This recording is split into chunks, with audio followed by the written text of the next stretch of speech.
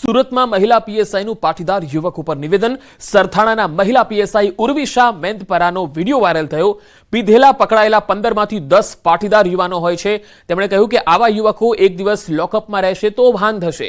પીએસઆઈએ patrolling સમયના અનુભવના આધારે આ નિવેદન આપ્યું. સાયબરમાં નોંધાતા 50% કેસો પાટીદાર સમાજના હોય છે. પટેલ સમાજના યુવાનો ગેરમાર્ગે જઈ રહ્યા છે એવું પણ તેમણે કહ્યું. સાંજે અમે લોકોનું કામ છે કે સૌથી વધારે નશાની હાલતમાં હોય એમના કેસ કરવા. એટલે અમે અમારા ટાર્ગેટ ઉપર નીકળતા હોય છે કે આટલા કેસ આજે કરવાના છે. એમાંથી 15 છોકરા લાવ્યા હોય, એમાંથી 10 છોકરા પટેલ સમાજના હોય છે. આ વસ્તુ વિચારવાની વાત છે. મને જોઈને બહુ દુઃખ થાય છે કે અને પછી તમે હાથ જોડો છો આવીને કે સાહેબ તમે તો પટેલ છો, તમે તો સમજો. મને કોઈ આવું કે ને એટલે મને વધારે ગુસ્સો આવે છે અને હું એમ કહું છું એને કોઈ પણ ની ભલામણ આવે, કોઈ પણ ની ભલામણ આવે, પણ મારા પટેલ સમાજને તમારે છોડવાનો નથી. એક રાતી અંદર લોકઅપમાં રહેશે ને તો એને ખ્યાલ આવશે કે આ વસ્તુ ન કરાય. અને જે સાયબર ફ્રોડના કેસ આવે છે એમાં 50% પટેલ સમાજ હોય છે.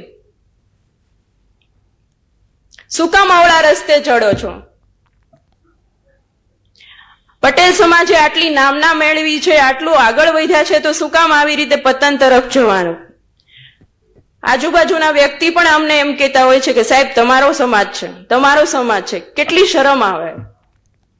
સુરતના સરથાણા પોલીસ સ્ટેશનના મહિલા પીએસઆઈ ઉર્વિશા મેંદપરાના પાટીદાર યુવક ઉપર નિવેદનને સમાજના આગેવાનો આવકારી રહ્યા છે.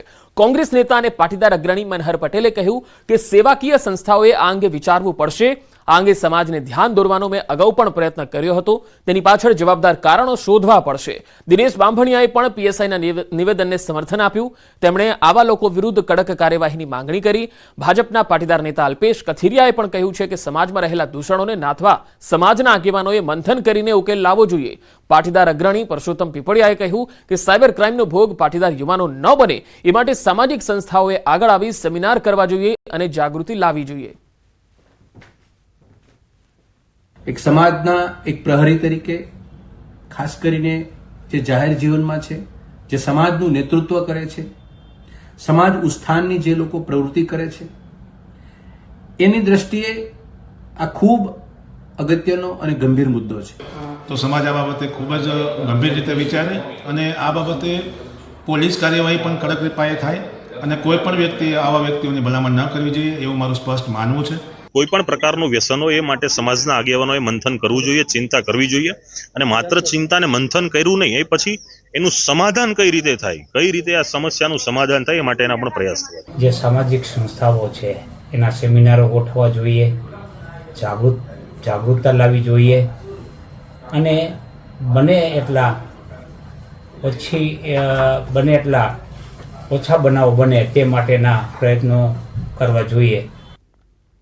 બનાસકાંઠા સાંસદ ગેનીબેન ઠાકુરની સમાજની અપીલ. દિયોદરના અસાણા ગામે ધાર્મિક પ્રસંગ દ્વારા ગેનીબેને ઠાકુર સમાજને અપીલ કરી. શિક્ષણમાં ખર્ચાઓ વધુ થાય અને કુરિવાજો બંધ કરવા અપીલ કરી.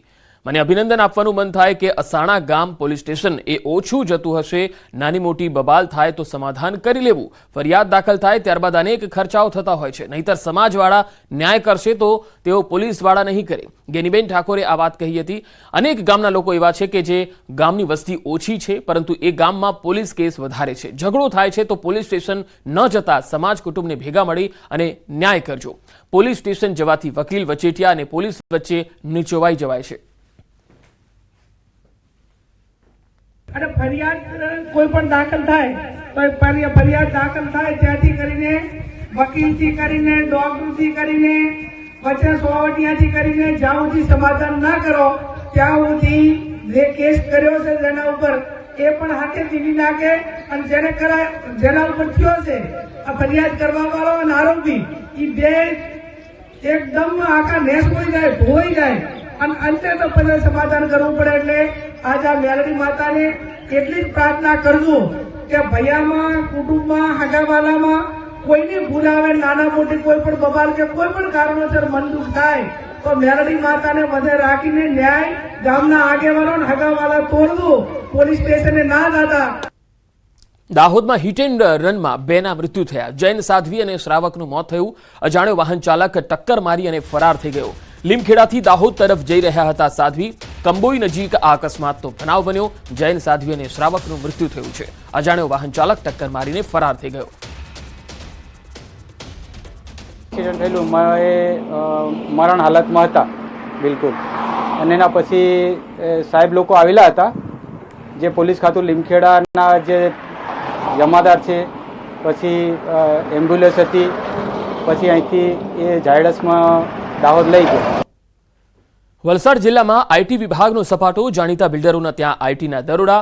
આર્કિટેક્ટ વકીલોને ત્યાં પણ તપાસ થઈ રહી છે.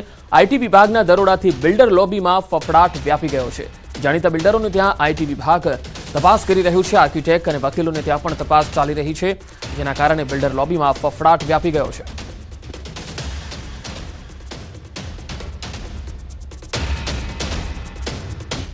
હેલ્મેટ વગર વાહન ચલાવશો તો દંડ થશે.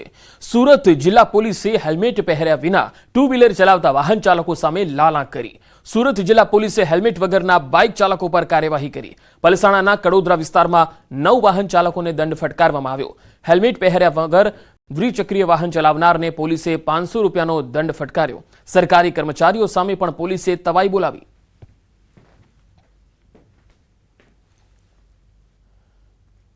આણંદ જિલ્લામાં ગટરની અધૂરી કામગીરીથી સ્થાનિકોને હાલાકી પડી રહી છે. વલ્લભ વિદ્યાનગરમાં ગટરની કામગીરી અધૂરી છે. અરુણોદય સોસાયટીના રોડ ઉપર ગટરનું અધૂરું કામ જોવા મળ્યું. શાળાએ જતા બાળકો અને સ્થાનિકોને ખૂબ જ પરેશાની થઈ રહી છે. મુશ્કેલી પડવાના કારણે તંત્ર સામે હવે સ્થાનિકોમાં રોષ ભભૂકી રહ્યો છે.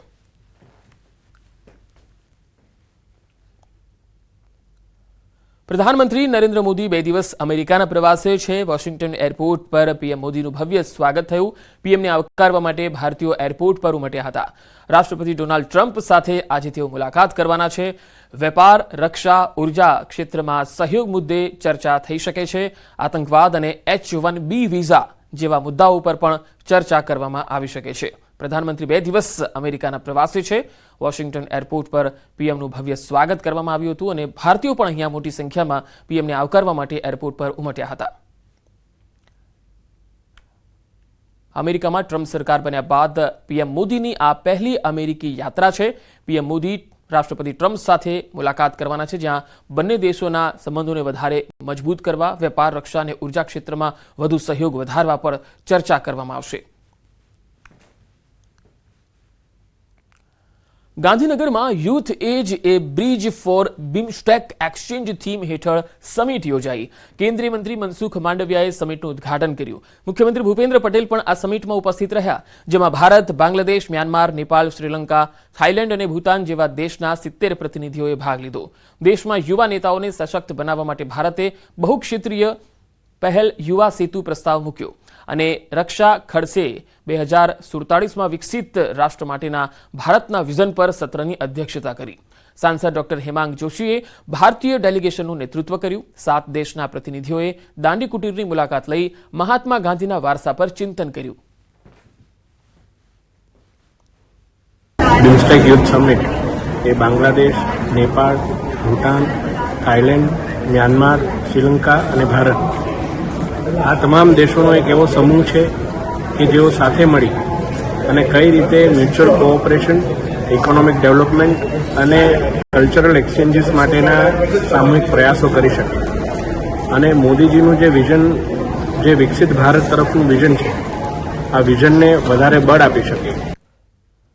નડિયાદના સંતરામ મંદિરમાં સંતરામ મહારાજનો 194મો સમાધિ મહોત્સવ યોજાયો. મોટી સંખ્યામાં શ્રદ્ધાળુઓ મંદિરે પહોંચ્યા અને દર્શન અને સાકર ઝીલવાનો લાભ લીધો. મંદિરમાં સંતોની ઉપસ્થિતિમાં પારંપરિક સાકર વર્ષા યોજાઈ, જેમાં 10 મિનિટ સુધી 500 કિલો કોપરું અને 3000 કિલો સાકરની ઉછામણી કરાઈ. ભક્તોએ જય મહારાજના નાદ સાથે સાકર કોપરાનો પ્રસાદ ઝીલ્યો. મહાસુદ પૂનમે મંદિરમાં બપોરથી જ શ્રદ્ધાળુઓની ભીડ જોવા મળી. ભક્તોની એટલી ભીડ હતી કે મંદિરમાં ઊભા રહેવાની પણ જગ્યા ન હતી. મંદિર પરિસરમાં સ્વયંસેવકોએ ઠેર ઠેર નાના સ્ટેજ બનાવી સાકરની ઉછામણી કરી અને ભક્તોએ આ પ્રસાદી ઝીલી. સંતરામ મંદિરમાં 3 દિવસનો લોકમેળો પણ યોજાયો. હજારો લોકોએ મેળાની મજા માણી. અહીંયા બહારથી ગામડાઓમાંથી પણ લોકો આવતા હોય છે અને 3 થી 7 દિવસનો મેળો હોય છે અને કેટલાય સ્ટોલ નાખવામાં આવતા હોય છે અને આ સ્ટોલની અંદર આખા ગુજરાતમાંથી લોકો પોતાની વસ્તુઓ વેચવા માટે અહીંયા આવતા હોય છે. श्री संतराम महाराज वो अवतार है और आज से 194 साल पहले उन्होंने जीवित समाधि ली थी और उसके प्रतीक रूप शक्कर और कोपरा की वर्षा होती है और गुजरात के कई संत महंत आते हैं और कम से कम 1 लाख पब्लिक उस वक्त आती रहती है और साकर और कोपरा का आनंद लेती है. અમદાવાદમાં ભારત અને ઇંગ્લેન્ડ વચ્ચેની વનડે મેચમાં ઓર્ગન ડોનેશન પ્રતિજ્ઞાનો રેકોર્ડ બન્યો. બીસીસીઆઈ, રેડક્રોસ સોસાયટી અને કેડી હોસ્પિટલના સંયુક્ત ઉપક્રમે અંગદાન રજીસ્ટ્રેશન માટેની એક અનોખી પહેલ કરવામાં આવી, જે અંતર્ગત મેચના દિવસે સાંજે 6 વાગ્યા સુધીમાં 20,000થી વધુ લોકો દ્વારા અંગદાન માટેની પ્રતિજ્ઞા લેવામાં આવી. ભારતમાં ક્રિકેટની લોકપ્રિયતાને જોતા international cricket કાઉન્સિલના chairman Jay Shah દ્વારા દર્શકોને અંગદાન પ્રવૃત્તિમાં સાંકળવાનો પ્રયત્ન કરવામાં આવ્યો. એક વ્યક્તિ દ્વારા કરવામાં આવેલ અંગદાનથી 8 વ્યક્તિઓને જીવનદાન આપી શકાય છે. જય શાહે જણાવ્યું કે આ અભિયાન ભારતમાં અંગ પ્રત્યારોપણ માટે રાહ જોઈ રહેલા હજારો દર્દીઓ માટે આશાનું કિરણ બનશે.